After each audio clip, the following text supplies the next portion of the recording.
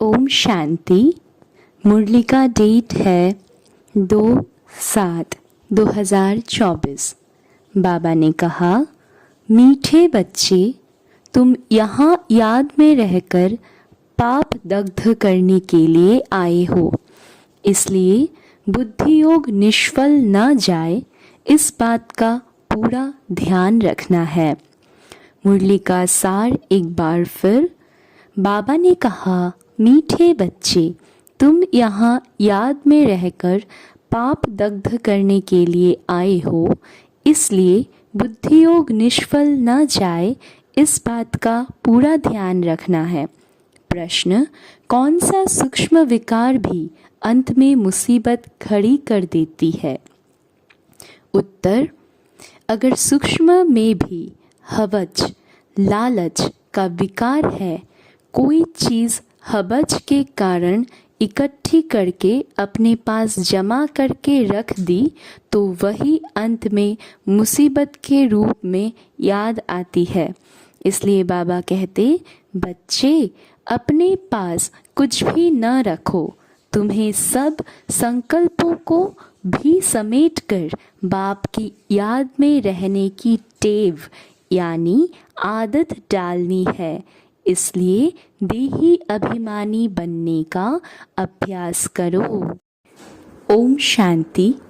बच्चों को रोज रोज याद दिलाते हैं, देही अभिमानी बनो, क्योंकि बुद्धि इधर उधर जाती है। अज्ञान काल में भी कथा वार्ता सुनते हैं तो बुद्धि बाहर भटकती है, यहाँ भी भटकती है। इसलिए रोज रोज कहते हैं, देही अभिमानी बनो। वह तो कहेंगे, हम जो सुनाते हैं उस पर ध्यान दो, धारण करो। शास्त्र जो सुनाते हैं वह वचन ध्यान पर रखो।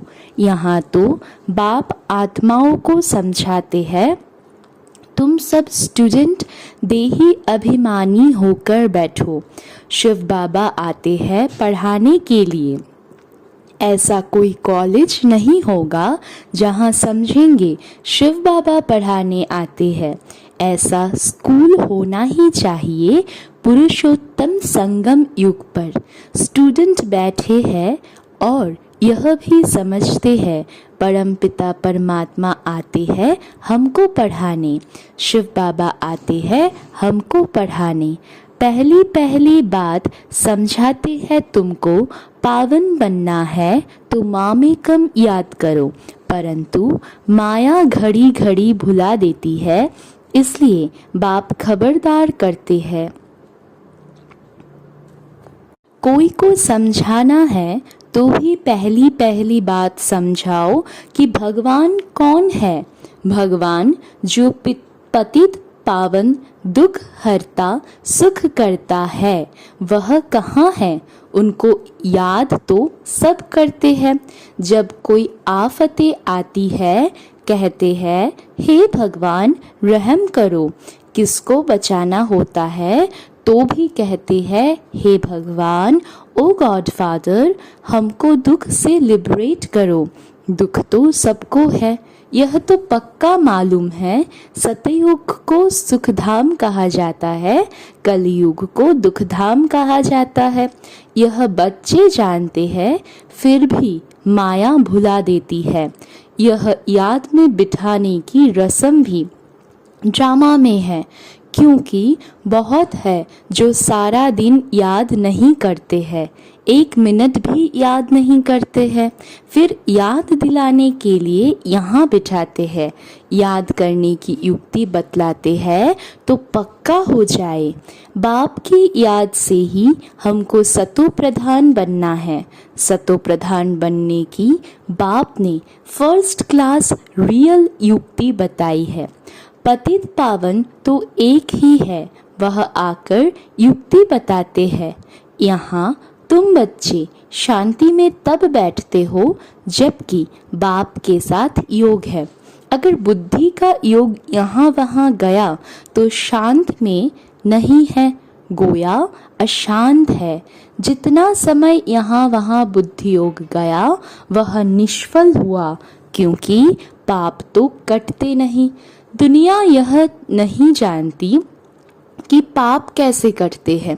यह बड़ी महीन बातें हैं। बाप ने कहा है, मेरी याद में बैठो, तो जब तक याद की तार जुटी हुई है उतना समय सफलता है। जरा भी बुद्धि इधर उधर गई तो वह टाइम वेस्ट हुआ, निष्फल हुआ। बाप का डायरेक्शन है ना कि बच्चे मुझे याद करो, अगर याद नहीं किया तो निष्फल हुआ। इससे क्या होगा? तुम जल्दी सतो प्रधान नहीं बनेंगे, फिर तो आदत पड़ जाएगी। यह होता रहेगा। आत्मा इस जन्म के पाप तो जानती है। भल कोई कहते हैं हमको याद नहीं है, परंतु बाबा कहते हैं 3-4 वर्ष से लेकर सब बातें याद रहती है। शुरू में इतने पाप नहीं होते हैं जितने बाद में होते हैं। दिन प्रतिदिन क्रिमिनल आई होती जाती है। त्रेता में 2 कला कम होती है। चंद्रमा की 2 कला कितने में कम होती है? धीरे धीरे कम हो जाती है।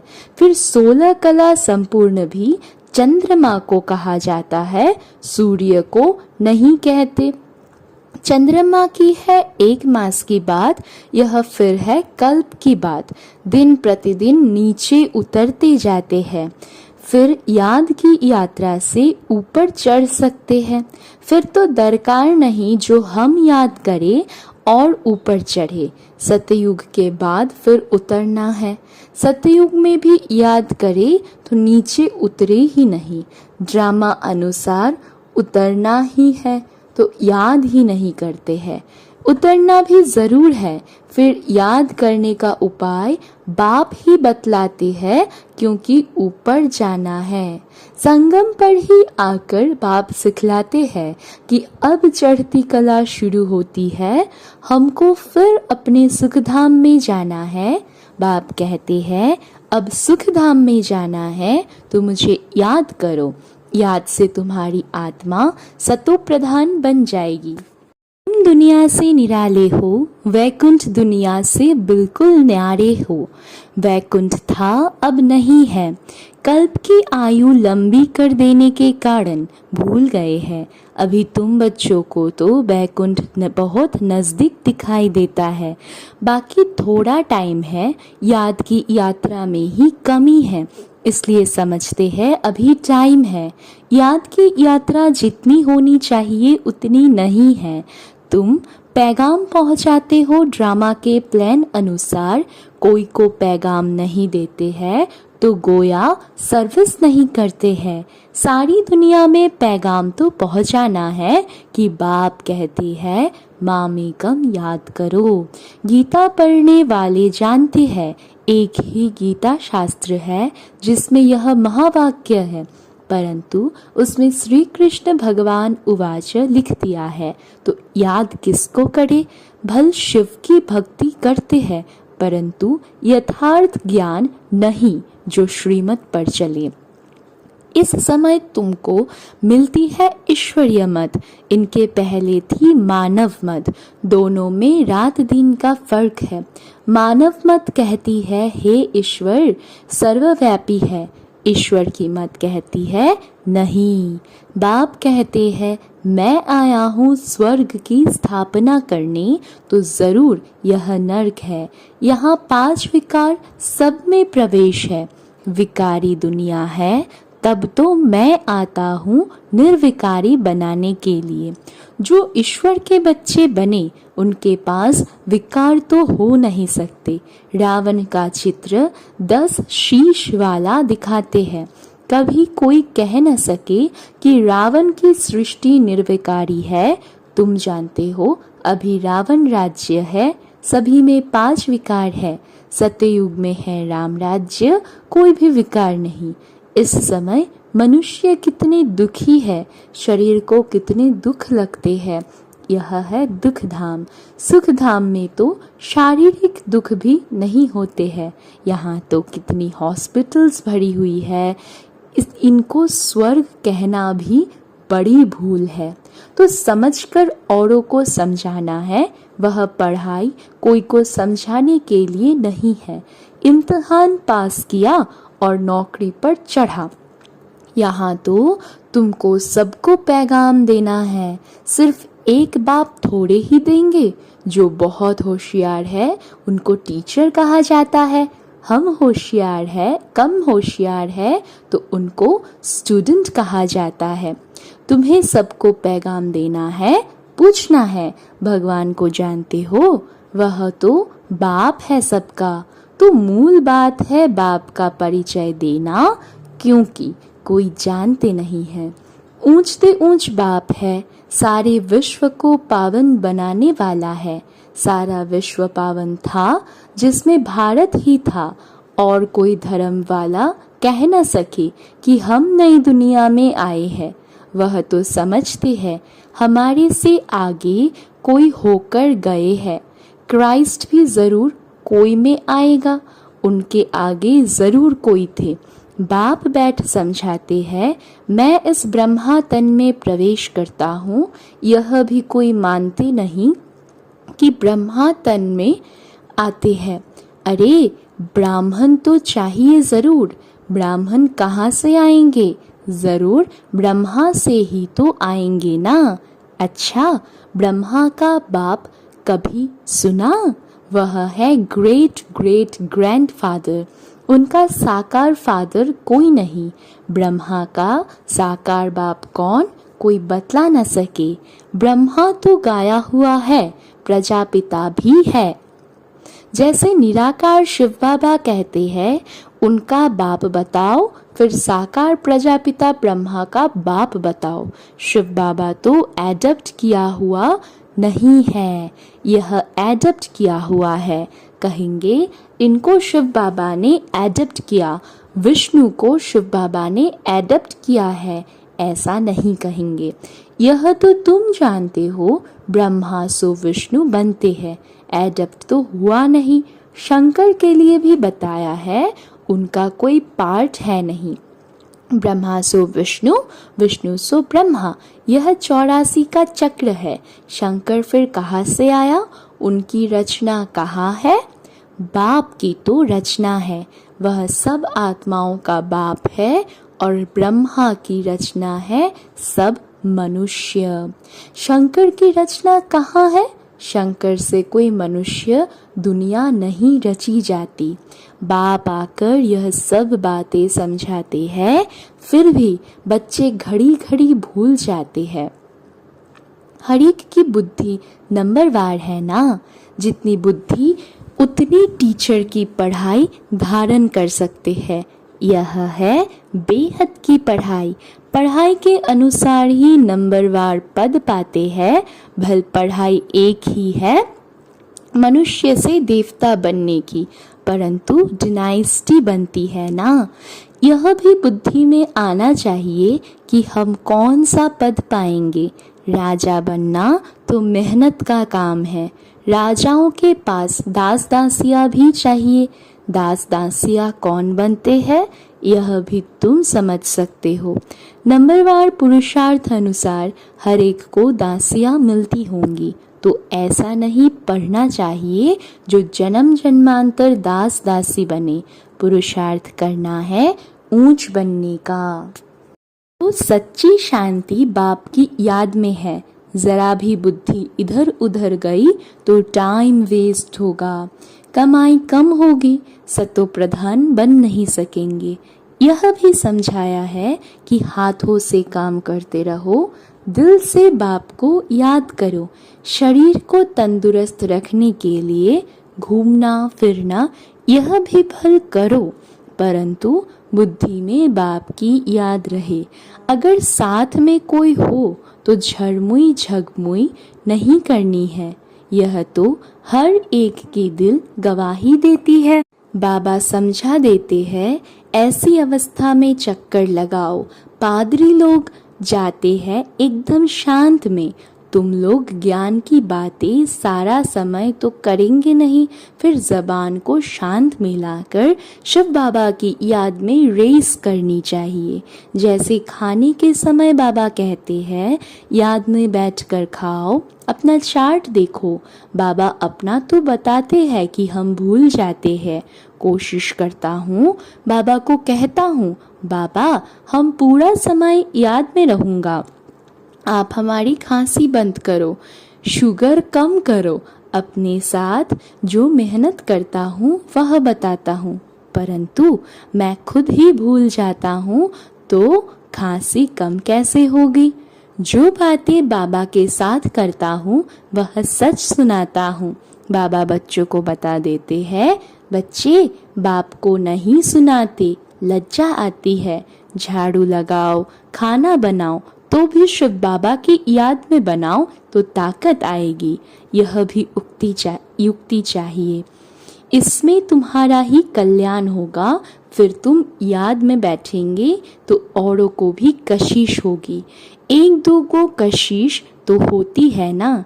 जितना तुम जास्ती याद में रहेंगे उतना सन्नाटा अच्छा हो जाएगा। एक दो का प्रभाव ड्रामा अनुसार पड़ता है। याद की यात्रा तो बहुत कल्याणकारी है, इसमें झूठ बोलने की दरकार नहीं है। सच्चे बाप के बच्चे हैं तो सच्चा होकर चलना है। बच्चों को तो सब कुछ मिलता है, विश्व की बादशाही मिलती है, तो फिर लोभ कर 10-20 साड़ियाँ आदि क्यों इकट्ठी करते हैं। अगर बहुत चीज़ें इकट्ठी करते रहेंगे तो मरने समय भी याद आएगी। इसलिए मिसाल देते हैं कि स्त्री ने उनको कहा लाठी भी छोड़ दो, नहीं तो यह भी याद आएगी। कुछ भी याद नहीं रहना चाहिए, नहीं तो अपने लिए मुसीबत लाते हैं। झूठ बोलने से 100 गुना पाप चढ़ जाता है। शिव बाबा का भंडारा सदैव भरा रहता है, जास्ती रखने की भी दरकार क्या है। जिसकी चोरी हो जाती है तो सब कुछ दिया जाता है। तुम बच्चों को बाप से राजाई मिलती है तो क्या कपड़े आदि नहीं मिलेंगे। सिर्फ फालतू खर्चा नहीं करना चाहिए, क्योंकि अबलाएं ही मदद करती है स्वर्ग की स्थापना में। उनके पैसे ऐसे बर्बाद भी नहीं करने चाहिए। वह तुम्हारी परवरिश करते हैं तो तुम्हारा काम है उन्हों की परवरिश करना, नहीं तो 100 गुना पाप सिर पर चढ़ता है। अच्छा, बाबा को याद प्यार देते हैं। मीठे मीठे सिक्की लधे बच्चों प्रति माता पिता बाप दादा का याद प्यार और गुड मॉर्निंग। रूहानी बाप की रूहानी बच्चों को नमस्ते। हम रूहानी बच्चों की भी रूहानी माता पिता बाप दादा को भी बहुत बहुत याद प्यार, गुड मॉर्निंग, नमस्ते नमस्ते नमस्ते। धारणा के लिए मुख्य सार।